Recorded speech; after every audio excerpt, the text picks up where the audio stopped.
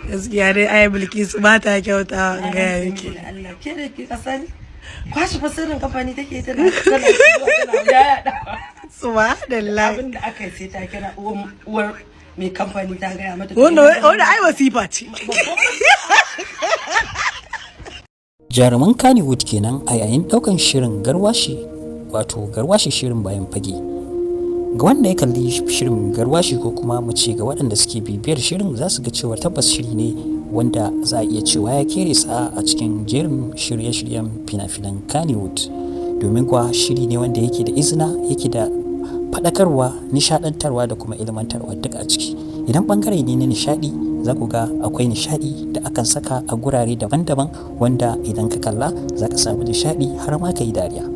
Sannan akwai guri wanda yake na damuwa, haka in ka kalla za ka iya jin wannan, ko kuma tausayi misali game da ita rayuwar wato Ma'u.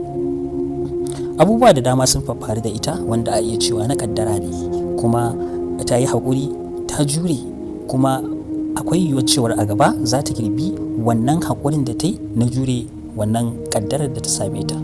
Tun daga lokacin da mijinta ya rasu an ga cewar ta shiga abubuwa wurare kala-kala, kaddara kala-kala, karshe ma har ta auri wanda yake da cutar kanjamau, amma hakan Allah ya kare ta kuma ta fito. Haka ta yi soyayya da mutane kala-kala waɗanda duk kowanne sai an fara sai ɓangaren mahaifiyarsa sai ta nuna ba ta so, sakamakon ziga da mutane suke yi a kanta, a ce mata mazinaciya, a ce mata ba ta da tarbiyya, a ce mata tana da cutar kanjamau. Babu abin da ba a gaya mata ba a cikin shirin Garwashi. Karan gidan su Gaddafi kuma a iya cewa wani gida ne mai wani irin yanayi na lalacewar tarbiyya. Wataƙila mahaifiyarsa da a ce za ta farga da zuwa gurin malamai da take yi da sauransu, wataƙila da za a samu canji a gidan, hata shi yaron zai shiru ko kuma yarta. Amma me idan kuka duba shirin za ku ga cewa da zarar abu ya faru ba a tsayawa a yi tawakkali, a'a sai a tafi gurin malami. Da zarar an je gun wancan malamin an ji abin ya canza sai a koma wani gurin malamin. Kawai da zarar matsala ta shigo kawai sai a ce a tafi gurin malami, wato boka nake nufi ba malami ba, wanda su sukan kira shi da malami ga waɗanda suke zuwa guraren bokaye. Sannan a zahiri ma za mu ga cewar hakan yana faruwa, domin akwai waɗanda suka ɗauki zuwa gurin boka tamkar zuwa gurin wani waliyi, ko kuma mu ce wani wanda suke ganin da zarar sun je to kawai bukatar su ta biya, ba ruwansu, idan su ya riga ya rufe. To wannan shine babban illar. Na farko ba zai bari ita mai zuwa wannan gurin ta samu nutsuwa a zuciyarta ba, sannan ba za ta taba tara wani abu wanda zai amfane ta a rayuwarta ba. To kusan za mu iya cewa irin hakan ce ta fara a fim din, domin ita mahaifiyarsu wato Gaddafi ita aikinta shine duk inda ta samu wata matsala kawai za ta je gun boka. Haka ita ma sai ta koyi wannan abin. To karshe sai ta ce so kuma za ta auri mijin wata ita ma wadda da zarar abu ya faru da ita ma za ta je gurin boka. To kun ga gaba daya za ku ga ɗawainiyar da ake yi kawai a samu ne a kai wa malami, a samu a kai wa malami. Sannan bangaren da su Jamila na gudu ita ma kuka duba a cikin fim din su ma haka suke, da ita da kuma mahaifiyarta duka aikinsu shine su je gurin boka a duba musu abu ko kuma a ba su magani su barbada ko wani abu makamancin haka. To idan kuka duba ita fa Asma'u tana tsakankanin su ne, tana can wato ko ina sai da ta gewaya, kuma ko ina sai da suka yi yunkurin cutar da ita. Idan fa ba ku manta ba cewa akai za a bata Gaddafi waye tunda shine kanin mijin shi zai aure ta kaza, to abin bai yi ba. Shi ma mahaifinta mayan kuɗi ne, domin a lokacin ya so hakan, kawai tunaninsa shine za a samu gadon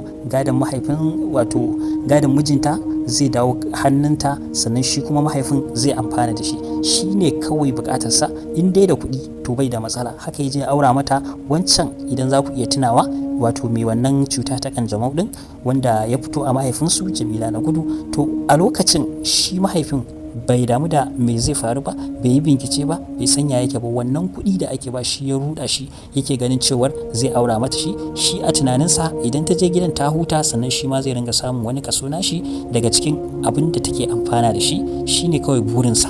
In dai mai kuɗi zai zo to fa ba ruwansa da bincike, ba ruwansa da yaya halin da yarsa za ta shiga. Aja, mun ji wani sabon suna da kika sawa. Ya sunan ne? Ai ita ce wannan yar baka da bala albada. Baka bada kalbala. Baka bada albala. Eh na tunuka ta ne. Tsiwa ta kai yawa. Ba jama'a. Yarinya tun da kaso kike na kuma rashin mutunci ya zo. Baka bada kalbala. Baka bada kalbala. Yanzu baka bada kalbala. Inda kika bada naira 5,000. Baka da albala. baka ba ta kalbala wallahi ranka dade zaka bar ni fada Jaruman Kannywood kenan a yayin ɗaukan shirin Garwashi, wato Garwashi shirin bayan fage.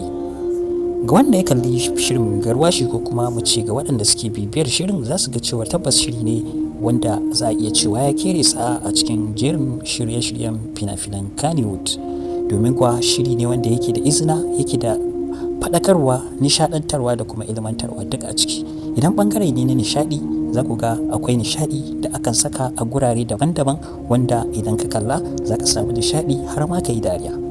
Sannan akwai guri wanda yake na damuwa, haka in ka kalla za ka iya jin wannan, ko kuma tausayi, misali game da ita rayuwar wato